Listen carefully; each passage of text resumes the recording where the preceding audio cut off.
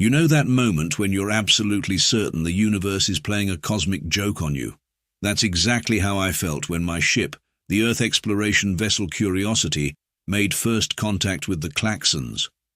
Let me back up a bit and explain how humanity's first encounter with an advanced alien civilization turned into the galaxy's biggest tech support nightmare.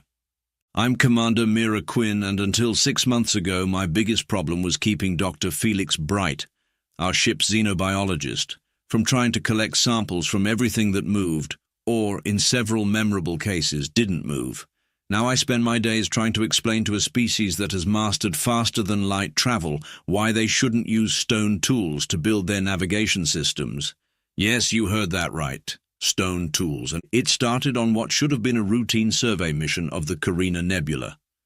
Lieutenant Kai Torres, my chief engineer and resident master of deadpan humor, was the first to spot the anomaly.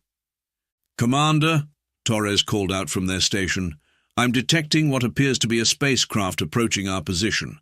Though I have to say the energy signature is unusual." "Define unusual, Lieutenant." "Well, it appears to be powered by steam." I thought they were joking. Torres never jokes about engineering. That should have been my first warning. "Dr. Bright," I called to our enthusiastic xenobiologist, who was practically vibrating with excitement. "Any thoughts on what we're looking at?" "Oh, my stars and nebulae," he breathed, pressing his face so close to his console I thought he might merge with it. "Commander, the vessel appears to be constructed primarily of stone and wood, with what looks like crude metal reinforcements, but here's the kicker: it's maintaining a stable warp field." I walked over to his station, convinced he'd finally cracked under the pressure of space exploration. But no, there it was on the screen. A spaceship that looked like it had been cobbled together by the Flintstones, complete with what appeared to be stone wheels along its hull. Stone, wheels, in space. "They're hailing us," Torres announced, their voice carrying just a hint of, "This should be interesting." The main view screen flickered to life, and I found myself face to face with what looked like a council of aliens sitting on ornately carved stone chairs. Their leader, who we would later learn was Grand Elder Pock, was carefully adjusting what appeared to be a stone abacus. "Greetings, spacefaring vessel," Pock announced grandly, pausing to slide a few beads across his abacus. "According to our calculations, which we have verified thrice using our most advanced computational devices," he held up the abacus proudly, "you are approaching from the direction of the third spiral arm. We welcome you to Klaxon space." Dr. Bright was practically hyperventilating with excitement. "Commander, this is unprecedented. A species that's achieved faster-than-light travel while maintaining a Stone Age level of technology in other areas. The anthropological implications are staggering." I raised my hand to silence him, trying to maintain some semblance of diplomatic protocol. "I am Commander Mira Quinn of the Earth exploration vessel Curiosity. We come in peace and friendship from the planet Earth." Grand Elder Pock nodded sagely, then turned to consult with his council. I watched in fascination as they pulled out what appeared to be a star chart carved on stone tablets. An alien, in what looked like ceremonial robes made of crude metal sheets, began pointing at various constellations with a stick. "Ah yes," Pock finally responded, "Earth. We have heard tales of your world. Is it true that you rely on electronic devices for computation? How very primitive." I blinked twice, and Torres leaned over and whispered, "Commander, I think we've just been called primitive by someone using an abacus in space."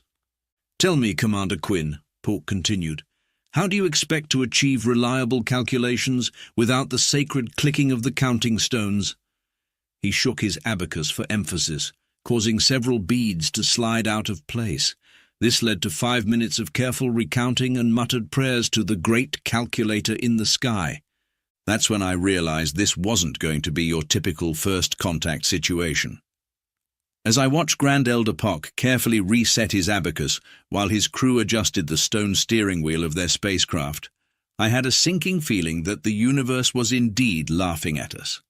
And somewhere in the back of my mind, I could hear humanity's collective voice asking, "What the actual—" Dr. Bright was already preparing his research notes, murmuring something about the most important technological regression study in history. Torres had developed a facial tic watching the Klaxons navigate using what appeared to be a sundial. And me? I was beginning to wish I'd paid more attention in my first contact with less advanced civilizations training. Though I'm pretty sure nothing in that training covered what to do when the less advanced civilization somehow has better space travel than you do. Protocol dictates that first contact scenarios should follow a carefully structured sequence of cultural exchange and diplomatic niceties. I'm pretty sure nowhere in that protocol does it mention what to do when your alien counterparts try to trade you shiny rocks for your ship's coffee maker. These are our most precious gems, Grand Elder Pock explained, holding up what appeared to be a handful of polished copper beads. Surely worth at least half of your vessel. I tried to maintain my diplomatic composure. I apologize, Grand Elder, but our ship isn't for sale. Perhaps we could discuss cultural exchange instead.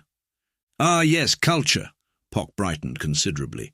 We would be most interested in acquiring your holy artifact.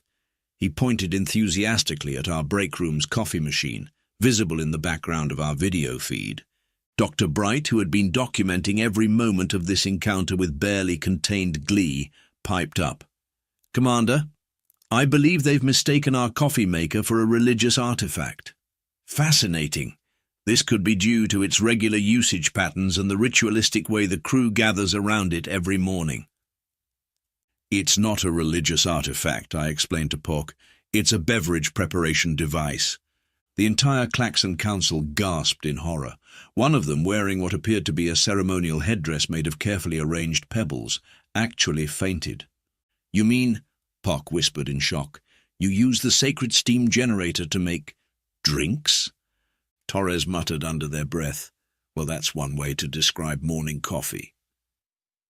Things only got more complicated when we agreed to a cultural exchange meeting aboard their vessel. Dr. Bright was practically bouncing off the walls with excitement, while Torres looked like they were developing an ulcer watching the Klaxon's docking procedure, which involved a complex system of rope pulleys and stone counterweights. Commander, Torres pleaded, please tell me we're not actually going to dock with a ship that looks like it was designed by prehistoric engineers. According to our sensors, their ship is perfectly safe, I assured them. Somehow. That's what worries me, Torres replied. The somehow. The Klaxon ship's interior was a mind-bending mixture of ultra-advanced physics and Stone Age technology. FTL drive controls were carved into rock faces. Navigation was handled by an elaborate series of water clocks, and in the center of their bridge stood what they proudly called their computational array, a massive room filled with thousands of abacuses operated by a team of dedicated calculators. Behold, Pock announced proudly, each of our master calculators can perform up to 3 calculations per minute. We are quite advanced. Dr. Bright pulled out his tablet to take notes, causing several Klaxons to jump back in alarm. What manner of dark magic is this? Demanded one of the council members, pointing a trembling finger at the tablet. He commands light to dance upon a thin surface. It's just a computer, Bright explained helpfully. Here, let me show you. The next few minutes were chaos. As soon as Bright demonstrated the tablet's calculator app, the entire Klaxon Council fell to their knees, bowing repeatedly and chanting what sounded suspiciously like, All hail the infinite abacus. Dr. Bright, I hissed, put that away before we accidentally start a religion. Too late. Grand Elder Pock had already declared the tablet a holy relic and was offering us their entire planetary system in exchange for it. When we declined, he switched tactics and offered us his second-best abacus and his daughter's hand in marriage. Just the daughter, he added hopefully, clutching his favorite abacus closer. Grand Elder, I tried to redirect the conversation. Perhaps we could discuss your faster-than-light drive technology instead. Ah, yes. Pock brightened considerably. A simple matter of calculating the quantum probability fields using our standard stone computing arrays.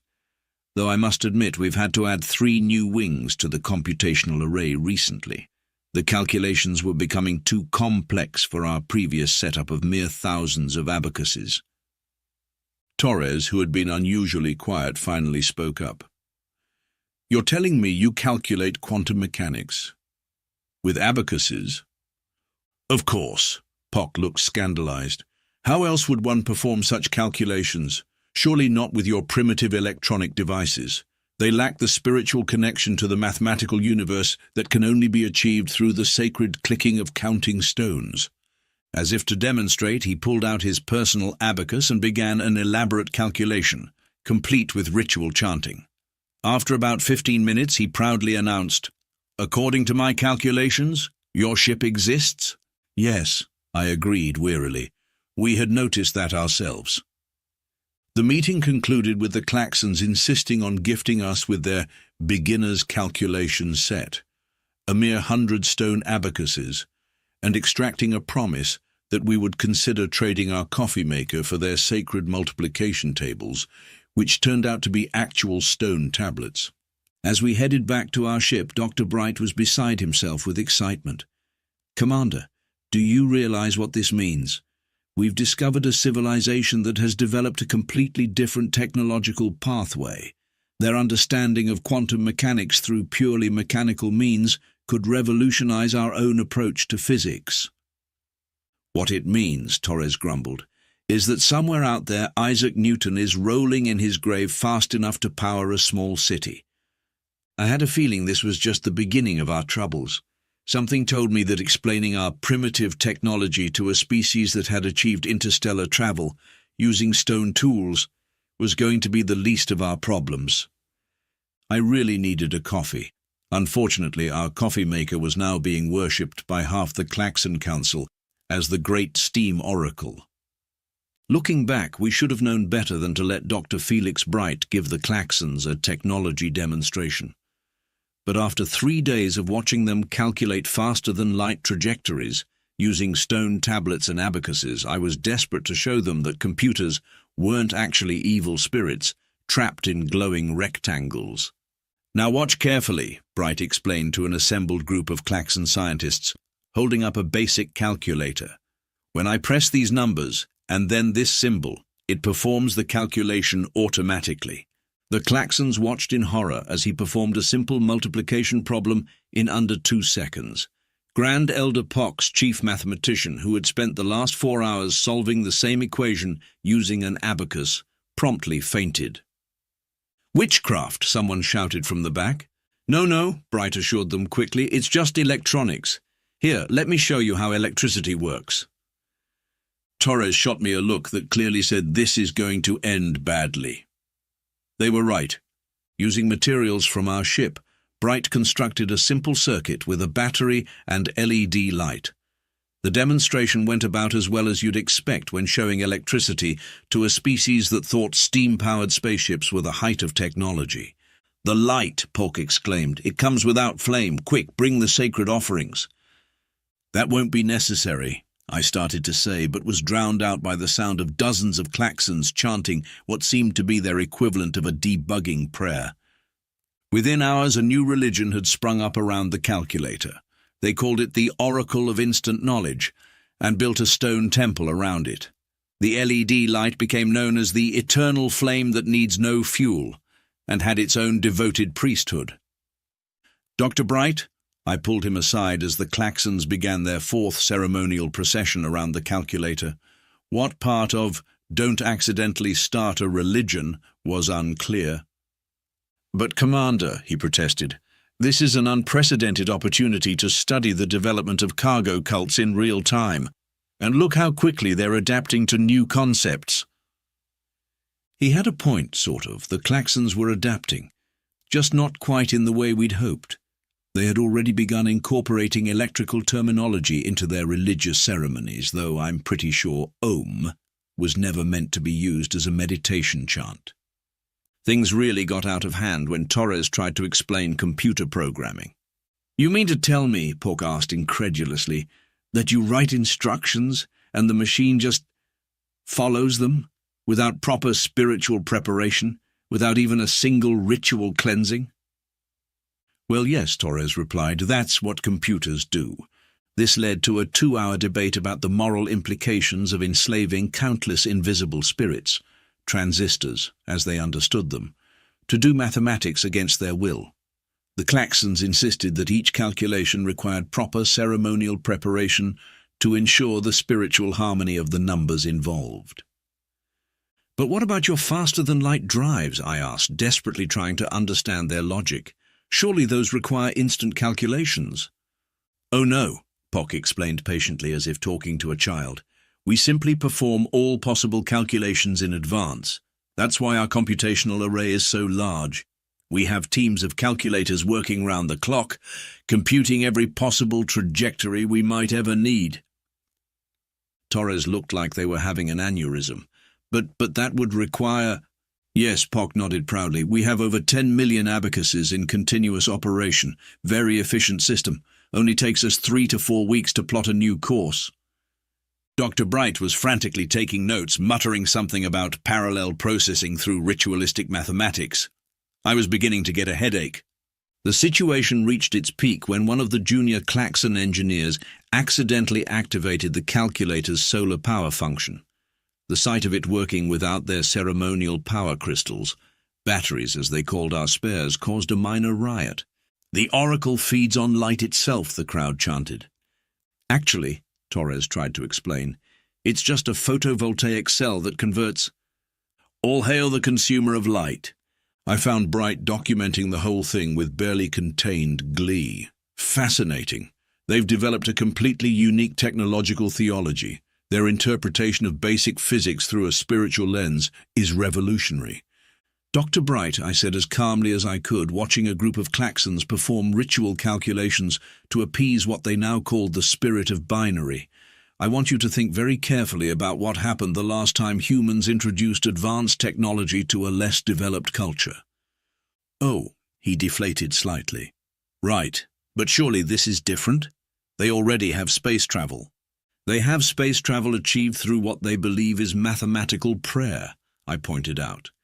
And now they're building a temple around a $5 calculator. To be fair, Torres chimed in, it is a very efficient calculator, much faster than their current system of having 3 separate people double-check every single pebble count. As if to prove their point, a cheer went up from the computational array. After just 6 hours of continuous calculation, they had successfully determined that yes, our ship was still in orbit around their planet, and no, it had not turned into a space dragon while they weren't looking. Both very important calculations, according to Pock.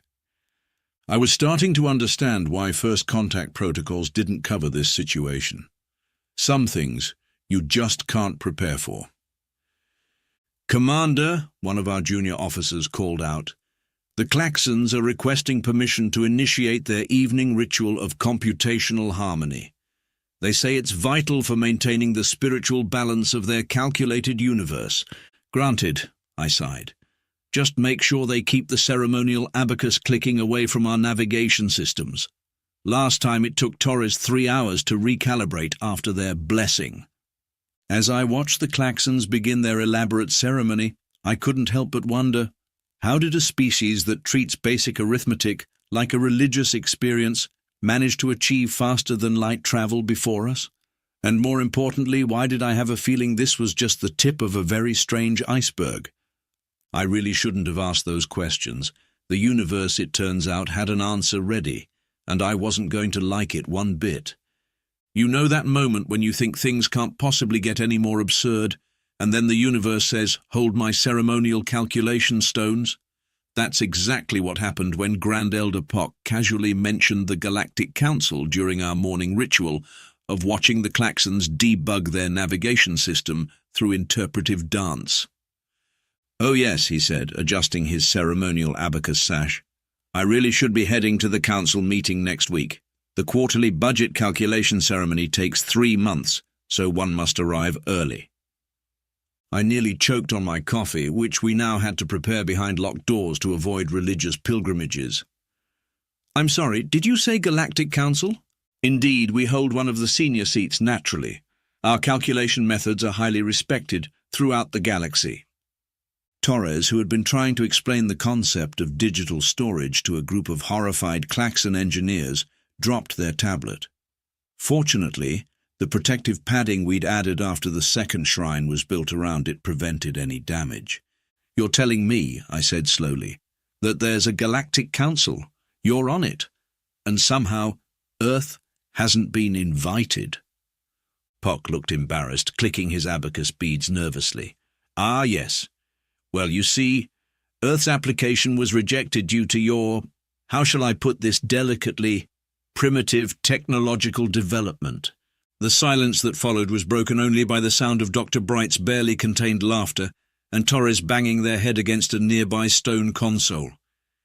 "Primitive," I repeated. "Our technology is primitive." "Indeed," Pock nodded sagely. "Your reliance on electronic computational devices shows a concerning lack of spiritual mathematical development. And don't get me started on your crude faster-than-light drive designs. Where are the ceremonial trajectory stones, the blessed acceleration crystals?" "We use computers," Torres interjected, their eye twitching slightly, "because they're faster and more accurate." "Exactly," Pock exclaimed. "Such reckless speed in calculations. Proper mathematical contemplation requires time, ceremony, and at least 3 abacus verification cycles. Your machines do math without any spiritual preparation whatsoever." Dr. Bright was frantically documenting everything, occasionally letting out small squeaks of academic excitement. "Commander, do you realize what this means? The entire galaxy might operate on completely different technological principles than we expected. It means," I said through gritted teeth, "that we've been denied membership in a galactic civilization because we're too advanced." "Not too advanced," Pock corrected kindly. "Simply too primitive in your understanding of proper computational ceremonies. But don't worry. Some species take millennia to achieve true mathematical enlightenment. I'm sure that with proper guidance, humanity will eventually learn to appreciate the sacred relationship between counting stones and quantum physics." That's when things got really interesting. Pock, in what he clearly thought was a generous offer, suggested that Earth could apply for provisional Galactic Council membership if we agreed to replace all our computers with properly consecrated abacuses. "Think of the benefits," he enthused. "Your calculations would only take several weeks instead of these dangerously hasty milliseconds. Much more time for proper mathematical contemplation."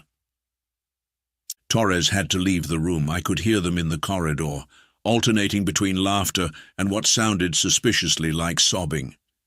"Grand Elder," I tried to maintain my diplomatic composure, "while we appreciate the offer, I'm not sure Earth is ready to downgrade our technology quite so dramatically."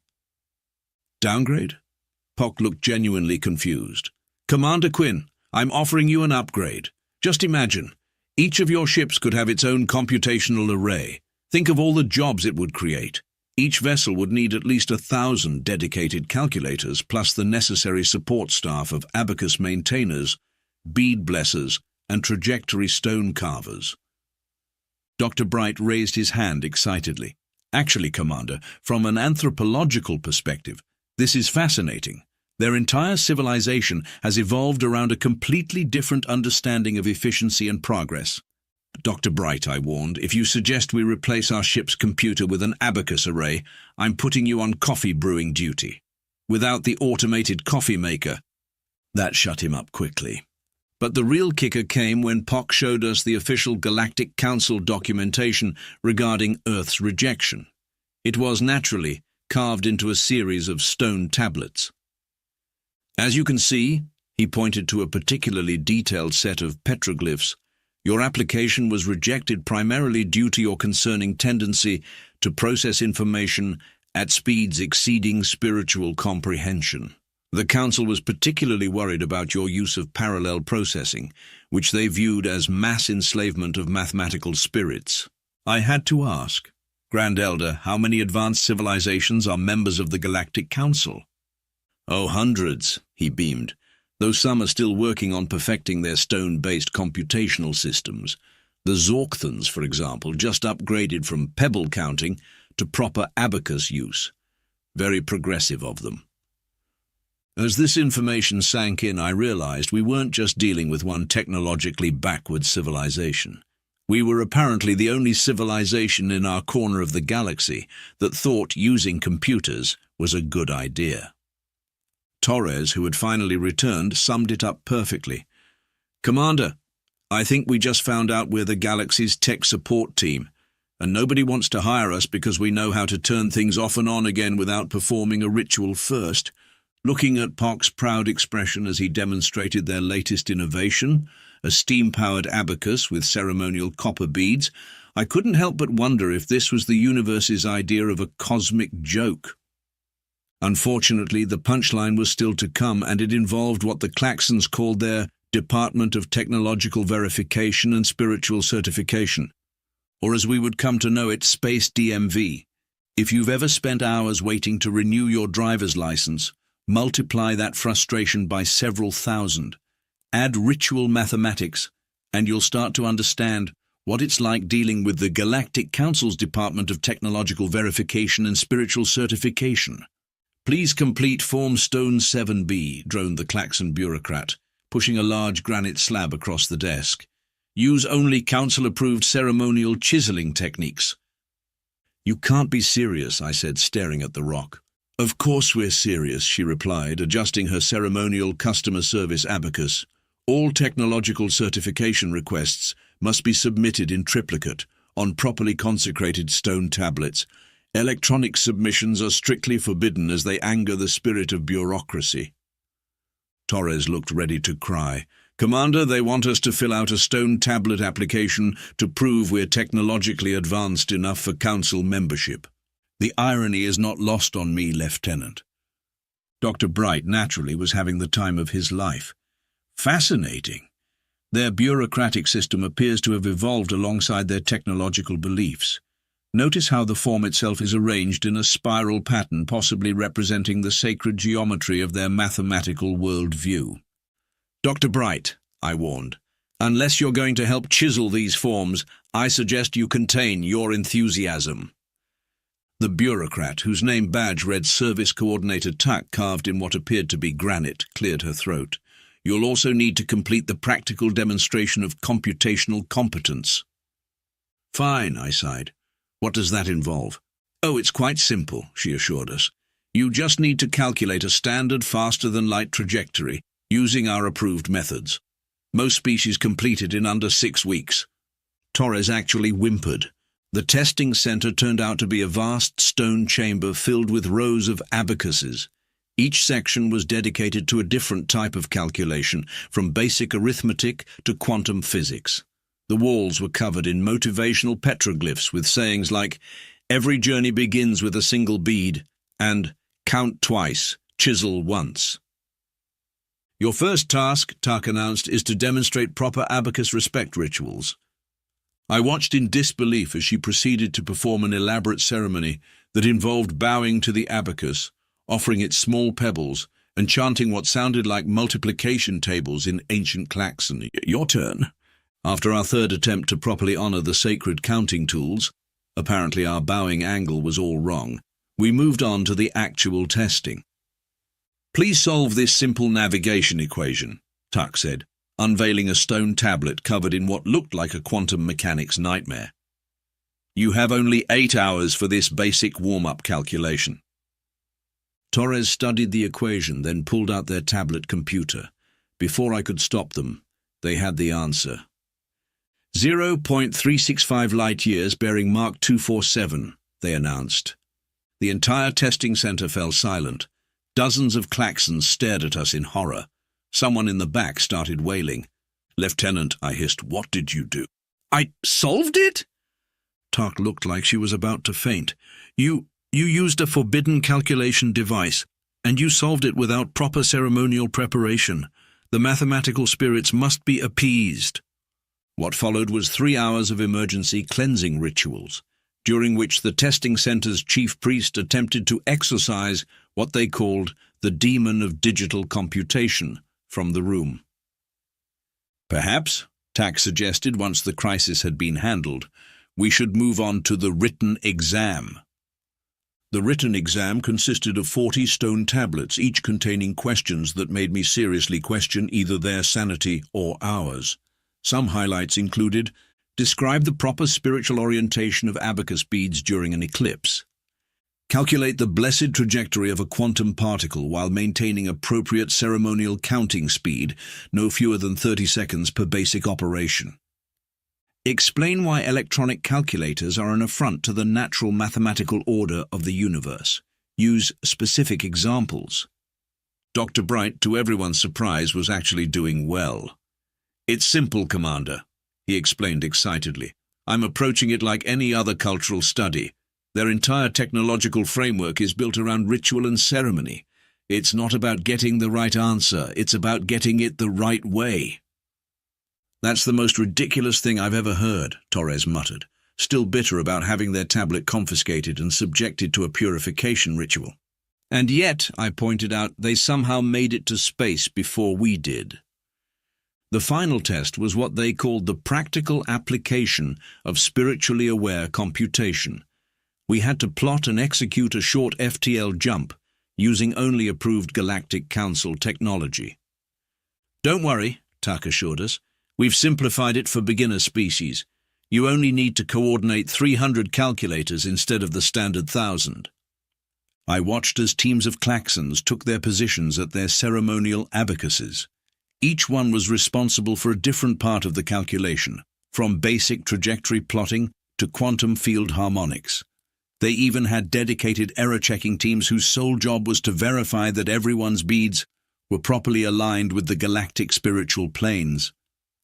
"This is insane," Torres whispered as we observed the pre-calculation ritual. "We could do all this with a single computer in seconds." "Yes," I agreed, "but right now we need to prove we can do it their way. Dr. Bright, please stop taking notes and help Torres set up the steam valves." 4 hours later, we were ready for our test jump. The calculation teams were in position. The ceremonial trajectory stones had been properly arranged, and the emergency abacus repair crew was standing by. That's when everything went wrong, or right, depending on your perspective. Remember how I said everything went wrong? Well, it turns out that when you're dealing with a bureaucracy that measures calculator speed in contemplations per hour, their definition of wrong is very different from ours. It started when one of the junior calculators sneezed during a critical calculation. This apparently disrupted the spiritual harmony of the entire computational array, requiring a complete restart of all calculations, standard procedure according to TAC. That's when Torres lost it. "Enough!" They pulled out their backup tablet, because of course they had a backup. "Watch this!" Before anyone could stop them, Torres had connected their tablet to the testing center's main display crystal. The screen lit up with a simple calculator app. "By the sacred abacus," Tuck shrieked, "they're contaminating the ceremonial viewing crystal with unauthorized calculations." But it was too late. Torres had already started solving the test's navigation equations, on screen, in front of everyone. The klaxons watched in horror and then growing fascination as complex quantum calculations were completed in seconds instead of weeks.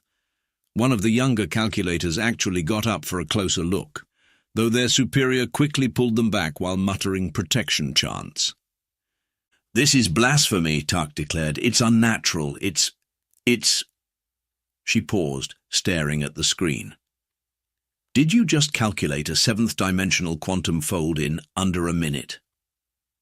"Actually," Torres replied smugly, "it took 0.3 seconds. Would you like to see it again?" Dr. Bright, who had been unusually quiet, suddenly spoke up. "Service Coordinator Tuck, would you say that speed is the primary concern about our computational methods?" "Of course, such rapid calculations leave no time for proper spiritual contemplation of the numbers." "Then," Bright continued, pulling up a chair, "let me introduce you to something we call computer animation." What followed was perhaps the most surreal tech support session in human history. Dr. Bright, bless his anthropologically minded soul, had the brilliant idea to show them how computers could actually enhance their ceremonial calculations. "See? We can display each step of the calculation with proper ceremonial delays. We can even add visual effects for the spiritual aspects you value so much." Torres caught on quickly, adding a subroutine that made the numbers glow and play soft, chiming sounds with each operation. The klaxons were mesmerized. "And look," I added, getting into the spirit of things, "we can have the computer perform the raw calculations instantly, but display them at traditionally appropriate speeds. All the efficiency with none of the spiritual compromise." "You mean," one of the younger calculators asked hesitantly, "we could have the machine do the basic math while we focus on the important parts? The ceremonies? The spiritual harmonies?" "Exactly," Bright beamed. "Think of computers as tools for enhancing your mathematical ceremonies, not replacing them." That's when Grand Elder Pock, who had been quietly observing, started laughing. Not the reaction we expected from someone watching their entire technological worldview being challenged. "Oh, this is wonderful," he wheezed between chuckles. "You've finally figured it out." "Figured what out?" I asked, suspicious. "The test, of course. Did you really think we achieve space travel using only abacuses, or that we actually calculate everything by hand?" The room went silent. "You see," Pock continued, wiping tears from his eyes, "every advanced species goes through this phase. They develop incredible technology, but lose touch with the ceremonial aspects of mathematics. The Galactic Council's real test isn't about technological capability, it's about balance. Balance." Torres looked like they might need to sit down. "Of course, we use computers for everything, just like you, but we maintain the ceremonies, the rituals, the cultural appreciation for the calculations themselves. It keeps us connected to the fundamental principles of mathematics and physics. So all this," I gestured at the room full of abacuses, "is partly tradition, partly ceremony, and partly a test to see how potential council members react to different approaches to technology. Your species just proved you can adapt and find creative ways to bridge technological and cultural gaps." Dr. Bright was frantically updating his notes. "This is brilliant. It's not about the technology at all. It's about cultural flexibility and understanding." "Indeed," Pock beamed. "And you've passed with flying colors. Instead of simply dismissing our methods, you found a way to integrate your technology with our traditions. That's exactly what the Council looks for in new members." "So the Space DMV was actually testing our diplomatic skills?" I asked incredulously. "Among other things, though I must say your solution was unique. Most species take decades to suggest combining traditional ceremonies with modern computation." Torres was still processing this. "You mean I didn't have to spend 3 hours learning proper abacus blessing techniques?" "Oh no, you definitely had to do that. Some traditions are worth keeping after all. Speaking of which..." Pock pulled out his ceremonial abacus with a flourish. "Shall we calculate the official time and date for Earth's Council membership ceremony? I believe we can have the computer do the actual math while we perform the ritual calculations for proper spiritual documentation." And that's how humanity finally joined the Galactic Council. We even got a special commendation for innovative technological integration. These days, Earth does a brisk trade in computers, specially programmed to incorporate alien mathematical traditions, complete with ceremonial display modes and ritual calculation sequences. Torres still insists on keeping their emergency backup tablet, though, just in case. Dr. Bright published what became the definitive work on xenotechnological anthropology, computing culture, the role of tradition in galactic technology. It's required reading for all Council membership candidates now. And me? I got promoted to Earth's first representative on the Council's Technology Integration Committee. My first official act was to introduce them to the concept of digital abacus simulators, and they loved it. Though I did have to sit through a 3-week ceremony to properly bless the code, some traditions, it turns out, really are universal. At least they finally stopped trying to worship our coffee maker, mostly.